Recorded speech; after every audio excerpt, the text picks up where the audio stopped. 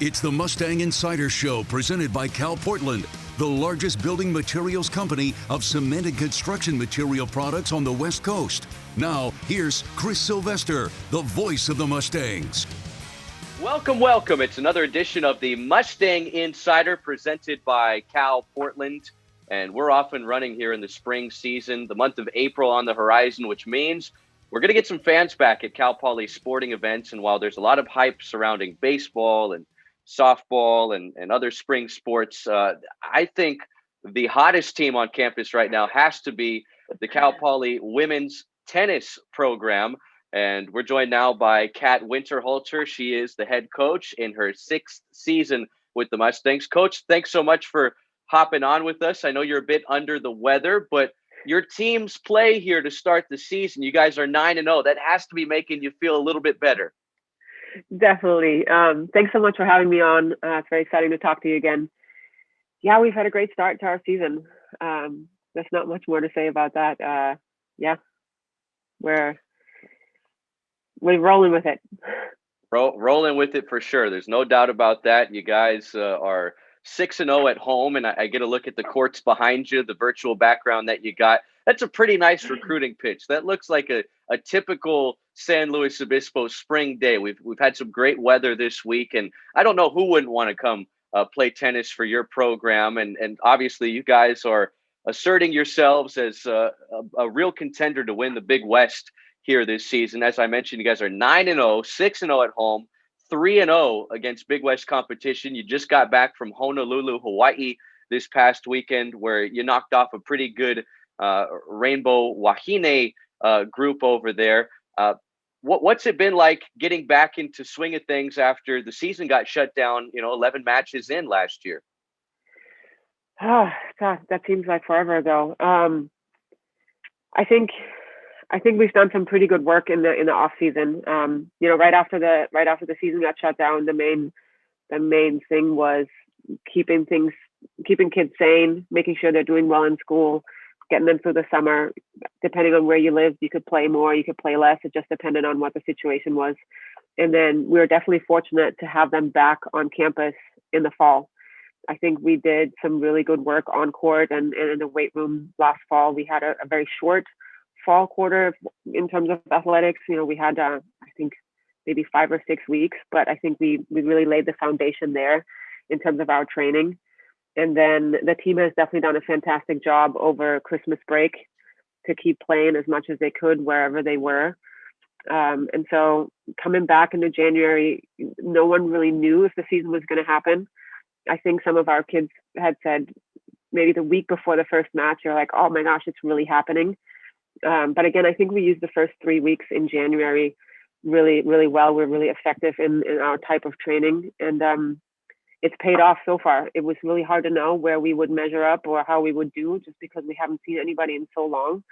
But I think we've built a really good foundation, and it's paid off. We've played some good tennis. We're a really cohesive unit, and there we are. There you guys are, 9-0, and your next matchup will be a Big West match on Saturday. Cal State Northridge is coming up here for that one. You're going to look to push the record to 10-0. You were 9-2 before the shutdown last year. You had won your first Big West match, and then everything unfortunately collapsed, and the season was canceled, and that obviously left you disappointed because you really felt like last year's team could have made a legitimate case to represent the Big West in the postseason. But you have a lot coming back. Your younger players seem to have used all that downtime to only get better.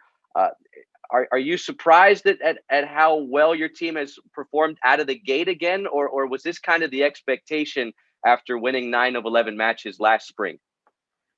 I think a little bit surprised. We lost a really strong senior class after the season got shut down. They all went on and have job offers and so on. So we weren't sure how the younger class was going to do. But I will say our juniors and a couple of our sophomores and the current seniors too, we have some really strong leadership, and everybody has a slightly different role. But I think our junior class is especially strong in their leadership, and they've really stepped up.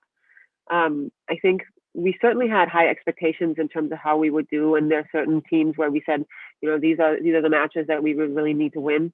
But I think we're positively surprised. It's not a huge surprise, but we're definitely excited about how they're using the things that we've practiced in match situations. That's always the key, right? How does practice translate in the competition? And so they've done a really fantastic job in that sense. We're chatting with Cal Poly women's tennis head coach Kat Winterhalter. She's in her 6th season at the helm of the program, and she's powering through what is it, sinus infection there you got, or some strep throat. You were pretty sick last week. We wanted to get together and do it last week. I'm sorry that you're still feeling a little bit under the weather, but like I said, I mean, the way your team performed this past weekend on the island, that has to give you a little bit of a boost each and every day as you fight off the little bug you have right now. Since you took over, I mean, the last 2 years, this program has seen new heights under your direction. Last full season, 2019, you guys finished at 7-12, 3-5 in the Big West. You've blown past that win total early in the last couple of years. What's it been like building this program from what it was when you got here to what it is now? It's been a journey. Definitely rough times at the beginning.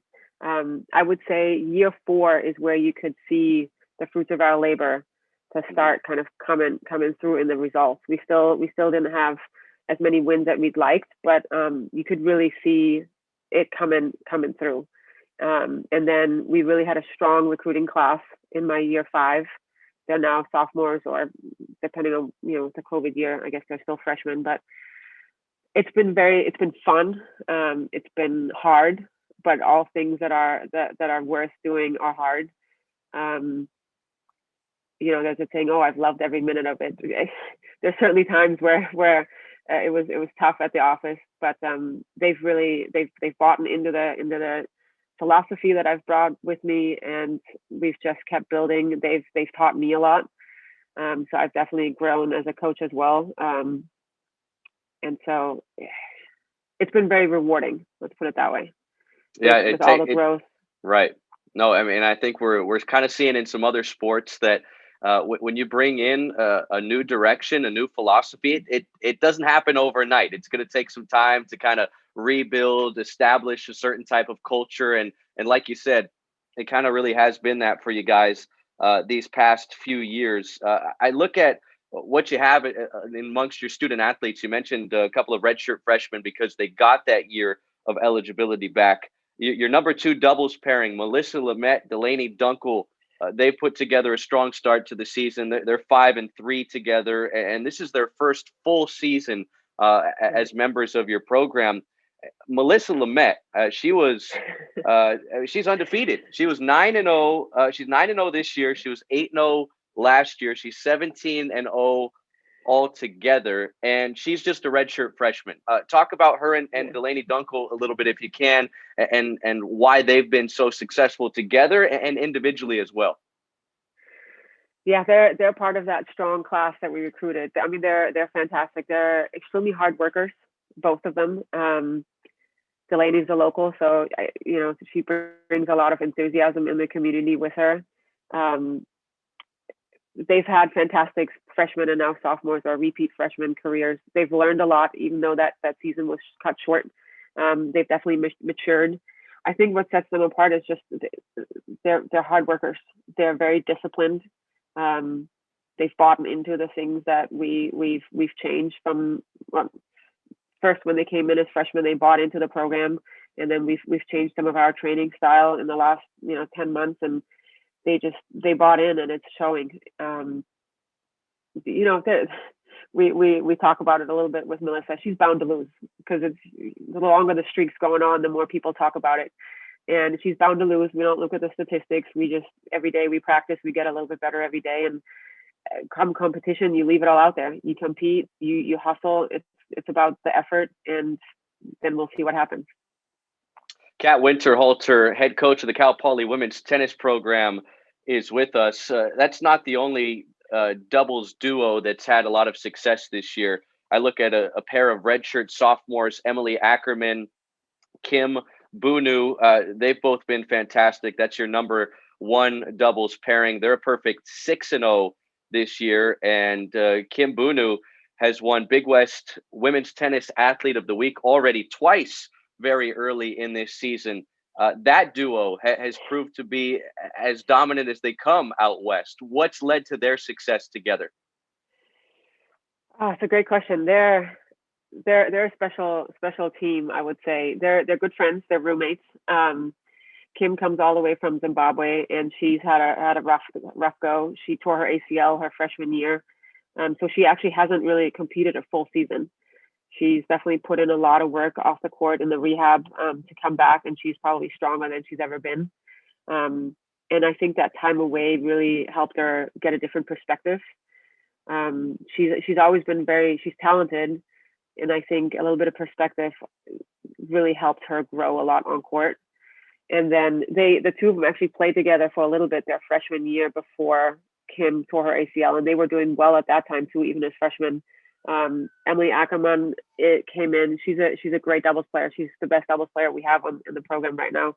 And she's done a lot of. She's a great leader. She's really stepped up this year and is leading the team.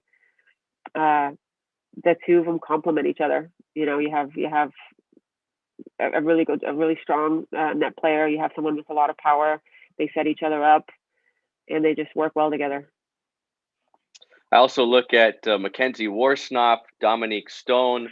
They've been fantastic together. Dominique Stone, a redshirt freshman for you, she dropped her first match of the season. She's won 8 in a row at the number 1 spot. She's 8-1 on the season. Mackenzie Warsnop, who actually has a little more experience than a lot of these student athletes I'm talking about. She's a redshirt junior. She's a perfect 7-0 this season. It really feels like you guys are clicking in all cylinders. Everybody that's been out there is having fun, competing, and winning.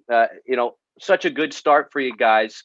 What's the toughest part about keeping it rolling like this when you're 9-0 and you kind of seemingly have the target on your back? Everybody knows you're undefeated. Everybody wants to hand you that first loss. It's a little bit different than where you were a couple years ago and in your early years at Cal Poly. How do you handle that as a head coach?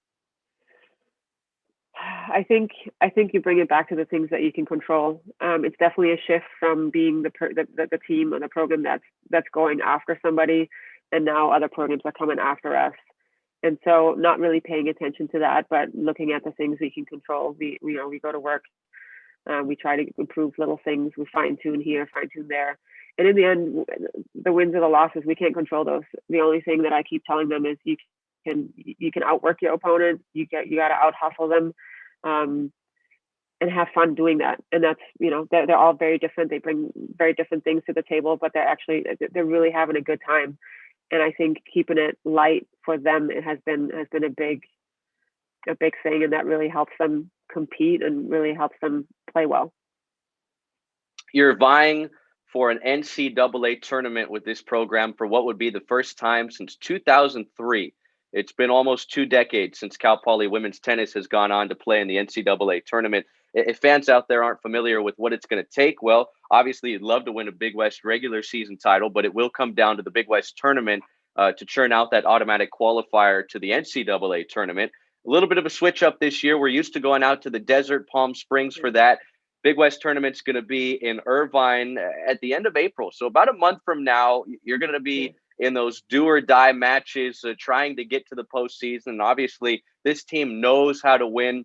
You look at the conference, Long Beach State, usually a pretty good program. They opted out of this season. Cal State Fullerton, UC Santa Barbara, they have performed well. Last time we completed a full season, 2019, UCSB won the regular season title.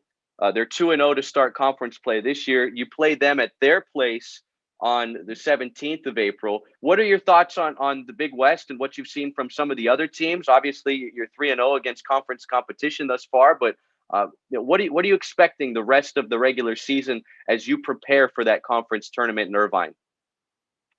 We take it one match at a time. I mean, like you said, we have CSUN coming up on Saturday. They're a very strong team. They have a lot of depth.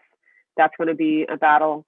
I think there's probably four very, very strong teams in the Big West right now. Santa Barbara, Hawaii, us, CSUN, Fullerton has done really well in the past. So we've got a lot of work ahead of us. again, we take it one match at a time. We play the hardest, at that time, and then a big thing is going to be staying healthy. A lot can happen in a month. Travel arrangements are a lot different nowadays with COVID-19, and just staying vigilant with the little things that we can do on the daily. And we're looking forward to it. It'll be a little bit different, like you said, in Irvine, different conditions. The heat's probably not going to play as big a role as it usually does.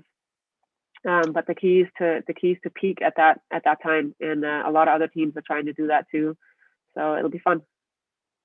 Kat Winterhalter in her 6th season at the helm of the Cal Poly women's tennis program, and it is all coming together. They're a perfect 9-0. They're 6-0 at home. They'll try and push that to a perfect 10-0, 7-0 this weekend when the CSUN Matadors come to town. Coach, thanks so much for joining us, especially under the circumstances. I know you're still fighting off that little bug there, but we hope you feel better, and we hope your team can keep it rolling this weekend in SLO. Thanks so much for having me on. Really happy to do it.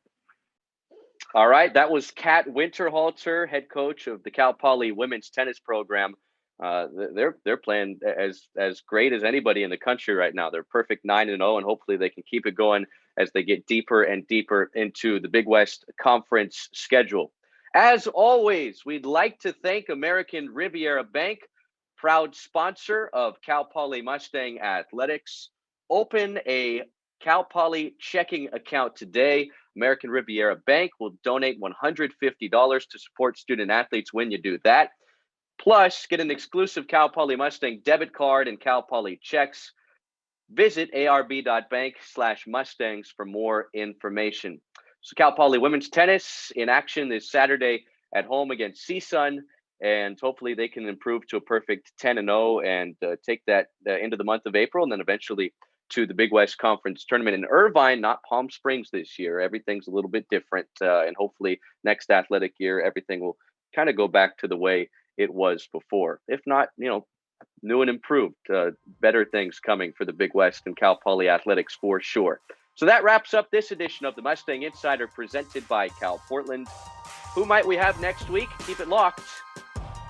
This has been the Mustang Insider Show presented by Cal Portland, with a commitment to environmental leadership that has made the organization stronger and is the primary choice of contractors. The Mustang Insider Show. The preceding has been a Learfield IMG College presentation of the Cal Poly Sports Network.